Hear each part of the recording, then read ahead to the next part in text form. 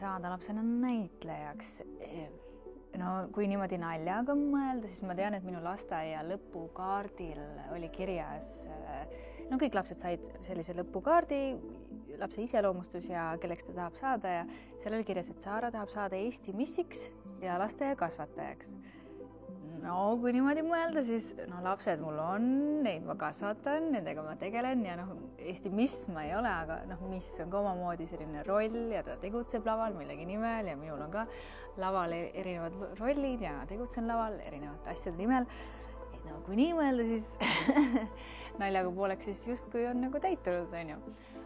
Aga kui tõsiselt rääkida, siis ma mäletan küll, et nii lasteaias, algkoolis kui ka põhikoolis kõik ülesastumised, oli see siis mingi luuletuse lugemine, laulmine, mingi näidend või mingisugune tantsuasi, siis need tekitasid minus sellist teistmoodi tunnet. Ma tundsin, et see on mingi eriline asi, mis mõjub mulle erilisemalt, mis tuleb mul võib-olla natukene paremini välja, ehkki ma olin tagasihoidlik, aga ma tundsin, et see on see miski, mis mulle meeldib rohkem kui matemaatika näiteks või mingisugune muu asi.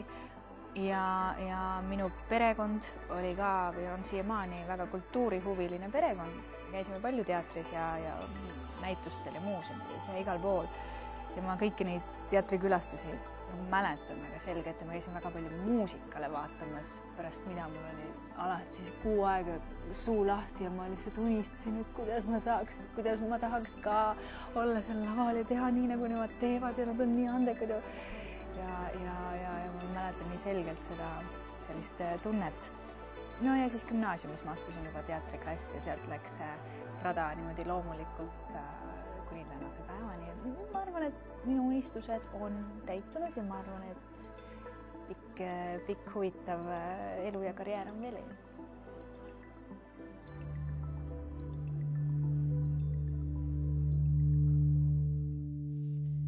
Kas neid hetki, kus ma olen mõelnud, et võiks kõik sinna paika visata?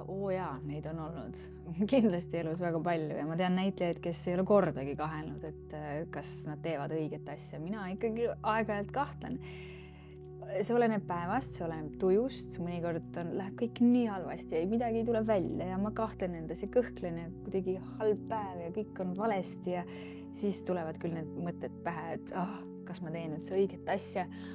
Aga sageli see on lihtsalt sellest, et kõike on lihtsalt koos liiga palju, kõike toimub liiga palju, ma olen vähe puhanud, ma olen vähe maganud, vähe iseendaga aega veetnud ja ma lihtsalt, mida vanus edasi, siis ma lihtsalt olen ka võib-olla natuke rahulikum, ma ütlen lihtsalt endale nendel hetkedel, et Saara, nii, tähendab, stopp, võta uus mõte, ära mõtle neid halbu mõtteid, ära lase neid üldse ligi, lihtsalt tee midagi muud, mõtle midagi muud. Homme on parem päev ja sageli nii ongi, et homme ongi parem päev. Ja mul on ka väga tore abikaasa kõrval, kes ka nendel hetkedel toob mind maa peale ja ütleb, et rahu, sa oled tubli, sa oled andekas, kena ja ilus, saad hakkama ja ära nüüd põe.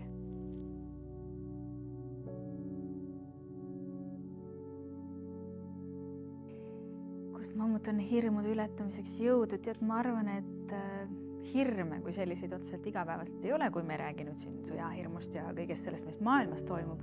Kui me räägime tööst kui sellisest, siis pigem on selline ärevus või elevus üleüldiselt või selline soorituselevus, et kuidas ma nüüd hakkama saan ja kas mul tuleb kõik välja, et selline elevus küll on mitte igapäevaselt, vaid tuleb esile.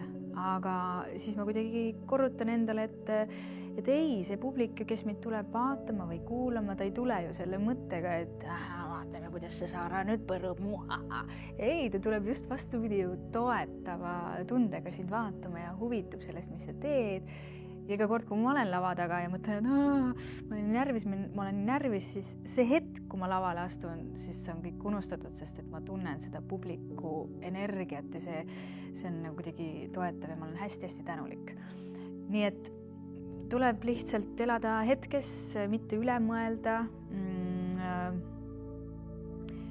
ja tuleb mõelda, olla hetkes, mõelda rahulikult ja minul on pannud perspektiivi paika ka laste tulek.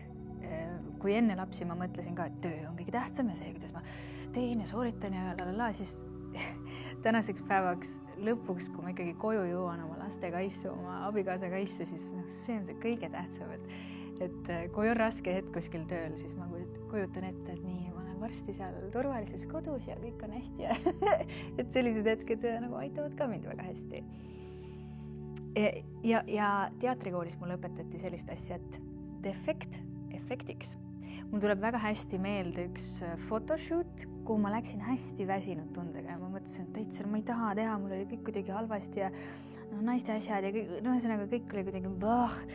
Ja siis see väike naiste punt, kes meil seal oli, küsis, et mis toimub, et mis on. Ja siis ma nagu jagasin oma tundeid, mis on väga tähtis jagada oma tundeid ja mõtteid. Ja tuli välja, et kõikidel nendel naistel, kes seal oli, kõigil on need samad mured ja siis me pläkutasime, rääkisime ja jagasime oma tundeid ja me saime kuidagi nii mõnusale lainele ja need tulid kõige ägedamad fotod, mis mul kunagi tulnud on. Ja me mõtlesimegi seda, et selge, ei pea alati olema perfektne, kõik särav ja kaunis, et las siis olla seekord nagu teistmoodi. Olengi selline rahulik ja väsinud täna. Ja võib-olla see annabki parema tulemuse hoopiski või avab sind hoopis mõne teise nurga alt. Ja.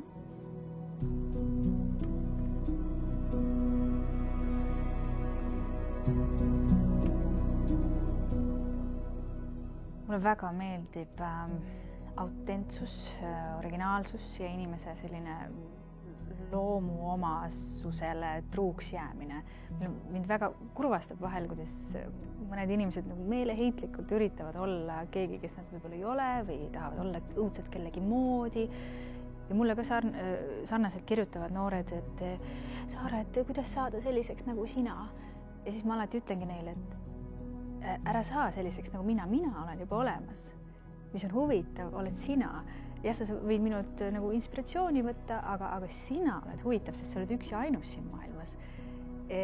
Aga lihtsalt nüüd tulebki lihtsalt areneda, õppida, kogeda, anda endast parim, olla hea ja lahke inimene. Et see on minu jaoks kõige tähtsam. Mul tuleb sellega seoses meelde üks video, mis mulle internetis teele sattus üks naine, üks laulja, kes näitas 2 klippi. Üks klipp oli selline, kus ta laulis muusikali laval, mingi casting oli, laulis hästi, aga täpselt samamoodi nagu laulavad sajad, sarnane toon, sarnased žestid, kõik on hästi nagu tuttav, natuke nagu ebahuvitav ja ta kogu aeg mõtles, et miks mu karjäär ei lähe, miks mulle tööd ei pakuta, kuidagi midagi nagu ei toimu.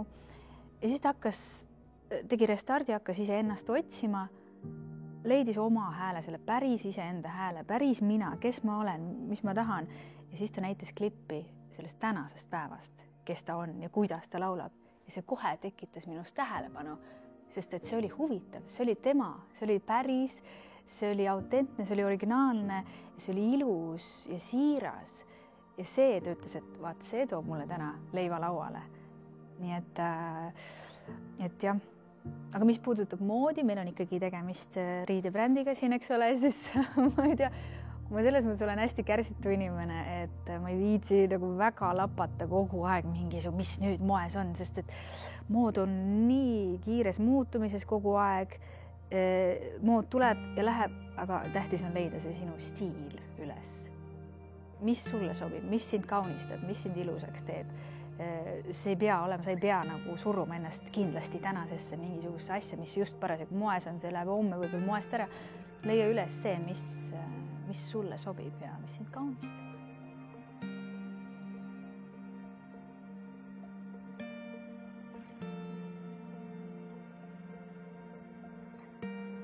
Kuna mu töö on selline, kus ma saan oma sellise glämmivajaduse üsnagi palju kätte, on see siis laval kuskil etendust andes või kontsertit andes või mingid photoshootid või mingisugused võtted, siis seda enese sättimist on väga palju, siis mu igapäevane look on tavaliselt väga lihtne ja suhteliselt nähtamatu hall hiirek olen ma tänaval, ma arvan, et mind ei paneks tähele keegi.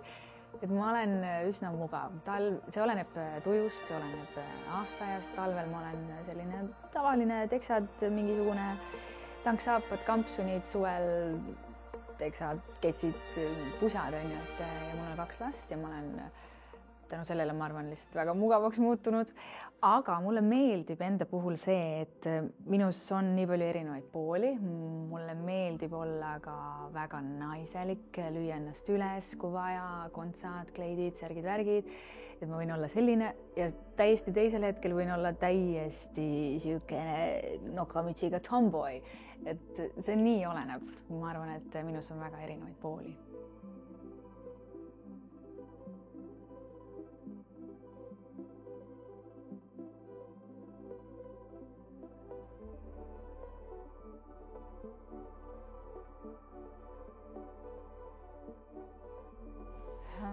No ma arvan, et minu moto elus on küll see, et kui kuidagi ei saa, siis kuidagi ikka saab. Ma olen inimene, kellele meeldib tegutseda ja lahendusi leida. Mind ajavad närvi inimesed, kes vinguvad niisama ja mölutavad või näiteks ma ei tea, kui midagi läheb katki, siis mõni vaatab prügikasti. Minul on see, et ei, anna siia. Nii, siit paneme selle kokku, nii, siit nõelun, siit kleebin, nii, valmis, korras. Ei ole vaja mingi vinguda või ei, tuleb tegutseda ja tuleb proovida uuesti, kui ei saa ja uskuda endasse ja olla kuidagi asjalik.